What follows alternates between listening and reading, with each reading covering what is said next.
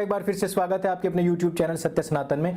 आज हम बात करने वाले हैं अतीक अहमद किस प्रकार से उम्र कैद की सजा सुनने के बाद न केवल बेहोश हुआ बल्कि जब उसे ले जाया जा रहा था तो वकीलों ने फांसी दो के नारे लगाते हुए उसके ऊपर हमला भी बोल दिया। यही नहीं, योगी महाराज से अतीक अहमद की इतनी फटी हुई है कि उसने सुप्रीम कोर्ट तक में याचिका लगाई कि मुझे उत्तर प्रदेश पुलिस के हवाले ना किया जाए और यह याचिका खारिज हो गई और उसकी भी फट करके 72 हो गई। इसके साथ ही साथ हम बात करेंगे किस प्रकार से हरियाणा एसटीएफ को पीट दिया गया, पकड़ कर उनकी एक पिस्तौल भी छीन ली गई जब वो कैराना कांधला पहुंचे, क्योंकि वहां पर एक अपराधी जबरुद्दीन था जिसको दबिश दे करके वहां से गिरफ्तार करना था।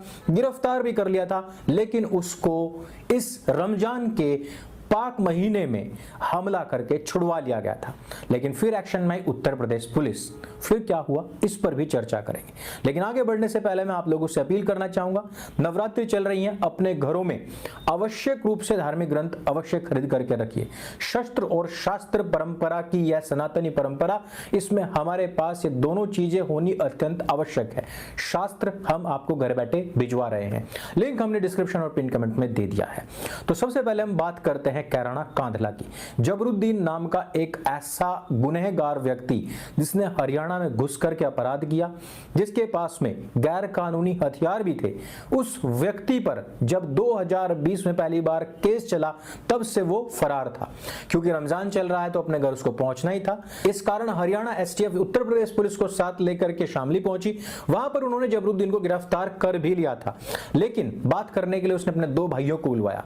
वहां से उन्होंने फोन किया और 60-70 लोगों ने अचानक वहां पर आकर के पुलिस के ऊपर हमला कर दिया। वो काफी सारे वीडियोस वायरल भी हो रहे हैं, सारे वीडियोस में टेलीग्राम ग्रुप पर दे भी दूंगा, वहां पर भी आप उनको देख सकते हैं किस प्रकार से इनके हौसले बुलंद हुए, वो भी योगी महाराज की बुलडोजर सरकार के होते हुए। यही नहीं, यहां पर पुलिस कर्मियों की नकल पिटाई की गई, उनके हथियार छीनने की कोशिश की गई, बताया जा रहा है उनका एक पिस्तौल भी छीन लिया गया। यही नहीं, जबरुद्दीन को छुड़वा भी लिया गया था, जिसके बाद में वहां पर पूरी फोर्स को बुलाया गया। लेकिन जो उत्तर प्रदेश पुलिस थी उन्होंने जबरुद्दीन को दोबारा गिरफ्तार फिर से कर लिया, लेकिन लोगों ने फिर वहां पर उनके ऊपर पत्थरबाजी करी। पत्थरबाजी इनका एक शगल है जो कि ये अपनी तथाकथित पवित्र यात्रा पर सीख करके आते हैं, ताकि वहां पर काफिरों का शैतान जो वहां पर है उसके ऊपर पत्थरबाजी करके यहां पर जो शैतान अर्थात काफिर है उनके ऊपर वो पत्थरबाजी की जा सके। इसके दौरान जब जबरुद्दीन को दोबारा छुड़वाया गया 26 तारीख को, तो 27 तारीख को फिर से एनकाउंटर किया गया, मुठभेड़ हुई, फिर से जबरुद्दीन को गिरफ्तार कर लिया गया। यानी कि पूरे भारतवर्ष में अब ये बात तो प्रख्यात हो चुकी है कि आप बाहर से आए अंदर से आए, लेकिन उत्तर प्रदेश में आकर के जो यहां के अपराधी हैं उनको पकड़ने का काम केवल और केवल उत्तर प्रदेश पुलिस ही कर सकती है। टांगने का काम उत्तर प्रदेश पुलिस ही कर सकती है। अतीक अहमद के वीडियोस आपने देखे होंगे, किस प्रकार से एक समय था जब सपा और बसपा की सरकार हुआ करती थी, वो सरकारें बदला करता था, विधायक और सांसद बना करता था बंदूक के जोर पर, वो खूब खुलेआम अत्याचार करता था, अपराध करता था, लेकिन छूट जाता था। वही अतीक अहमद है कि आज जब उसको पता लगा कि योगी महाराज के शासन काल में पहुंचना पड़ेगा, तो गुजरात की धरती छोड़ते हुए उसकी शक्ल से हवाइयां उड़ी हुई थी। रास्ते में 20 जगह मूतने के लिए उतरा। जैसे ही बताया जा रहा है कि गाड़ी स्पीड पकड़ती, कहता कि मेरा तो पेशाब निकला हुआ है। बहुत सारे लोगों की उम्मीद थी कि गाड़ी पलटे, अब पलटे, अब पलटे, रात को पलटे, लेकिन इसके पीछे सबसे बड़ा हाथ भी मीडिया का ही रहा है। मीडिया पूरी नजर उसके ऊपर बनाए रहे कि वो कब मूत रहा है, उसकी धार कैसे जा रही है, कहां तक जा रही है, कितने इंच दूर पड़ी है, कहां पर गाड़ी रुकी है, गाड़ी से अगर कोई पिल्ला भी टकराया गया तो बोला कि एक्सीडेंट हो गया उसकी गाड़ी का। ये जो प्रेस वाले अपने जीजा की शादी में हर जगह सेल्फी कैमरा और कैमरा लेकर के खड़े हुए थे, उन्होंने बहुत सारे लोगों को निराश किया है। लेकिन आप देखिए कि एक दुर्दांत अपराधी जो किसी की हत्या करते समय सोचता नहीं था 2 बार, वो मूर्छित होकर के पड़ रहा है, बेहोश हो रहा है। जब उसको पता लग रहा है कि उसको उम्र कैद की सजा होगी, वो सजा भी उत्तर प्रदेश में ही रह करके उसको काटनी पड़ेगी। हालांकि इसने ये अर्जी लगाई सुप्रीम कोर्ट में, लेकिन वहां पर इसकी अर्जी खारिज हो गई और उन्होंने कहा कि उत्तर प्रदेश की हुकूमत सरकार उसको जो सजा जहां पर देनी चाहती है वो दे सकती है। प्रॉब्लम है भाई, एक समय पर उत्तर प्रदेश यहां गुंडा राज चला करता था और जिसकी समस्या लगातार बढ़ती जा रही थी, लेकिन आज का समय है कि इतने बड़े बड़े माफिया भी बेहोश होकर के पड़ रहे हैं, इतने बड़े बड़े माफियाओं को भी पता लग रहा है। लेकिन क्या आपको लगता है कि उम्र कैद यह उन परिवारों के साथ में न्याय है जिन लोगों ने अपने घर और परिवार के दीपक खोए हैं, जिन्होंने अपने घर का आसरा खोया है। यही बात उमेश पाल के परिवार को ही महसूस हो रही है और वो अब हाई कोर्ट मूव करने वाले हैं। हालांकि दोनों पक्ष वो कह रहे हैं कि उम्र कैद नहीं होनी चाहिए, ये कह रहे हैं कि फांसी होनी चाहिए। वकीलों तलक ने भी इस बात का विरोध किया। अब अतीक अहमद की शक्ल को भी जरा ध्यान से देखिए कि आज उसके चेहरे पर डर है, खौफ है। बताया जा रहा है कि वकीलों ने इसका विरोध करते हुए इस पर हाथ भी साफ कर लिया है। लेकिन ये परिस्थितियां 2 सेकंड में नहीं बन गई हैं। आपके उस महत्वपूर्ण वोट से बनी है जो आपने यहां उत्तर प्रदेश में फैसला लेते हुए डाली थी। वो फैसला जिसके कारण से उत्तर प्रदेश आज सुरक्षित हो पाया है।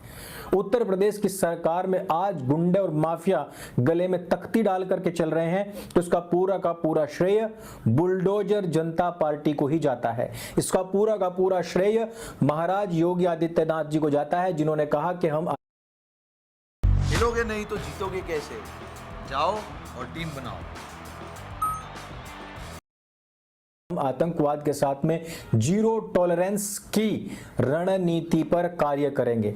जिन्होंने कहा कि यहां पर गुंडा और माफिया जो होंगे हम उनको मिट्टी में मिला देंगे। अगर ये मीडिया ना हो तो वास्तविकता है कि जिस प्रकार से उसकी गाड़ी चलाने वाले, उसके शूटर, उसके इर्द गिर्द के लोग मिट्टी में मिले, उसी प्रकार से ये दुर्दांत आतंकवादी भी मिट्टी में मिलाया जा सकता था बड़े आराम से। वैसे आपको पता होगा कि इसी प्रकार की आकांक्षाएं, अपेक्षाएं हमको लगी थी। कब? जिस समय पर मुख्तार अंसारी को पंजाब से यहां उत्तर प्रदेश लाया जा रहा था। इस बात पर भी एक बहुत बड़ा खुलासा हुआ है कि किस प्रकार से 2.5 साल तक प्रियंका गांधी वड्राइन और राहुल गांधी की शह पर वहां की पंजाब की जो कांग्रेस सरकार थी, उन्होंने उसको बचाने का काम किया था। इंडिया का नामी gangster Mukhtar Ansari was kept in a Punjab jail for 2 years and 3 months। एक जाली FIR करके मोहाली दे विच उस शख्स ते 10 पर्चे से यूपी ते एक जाली FIR करते उस FIR दे विच कोई चलान नहीं होया। बैरक दे विच 25 बंदे आने चाहिए सी। He was given a VIP treatment. आपको शायद ये बात याद होगी कि योगी आदित्यनाथ जी महाराज के नेतृत्व में उत्तर प्रदेश की सरकार, यहां की पुलिस ने इस बात के लिए पहले ही अर्जी लगा दी थी कि उसको पंजाब की जेल से उत्तर प्रदेश लाया जाना चाहिए। लेकिन कांग्रेस नीत सरकार ने मुख्तार अंसारी को बचाने का काम किया था। रीजन था उसका, मुख्तार अंसारी ना केवल एक गैंगस्टर है, बल्कि कांग्रेस की हुकूमत के दौरान 2 बार उपराष्ट्रपति बनाए जाने वाले हामिद अंसारी का भतीजा है।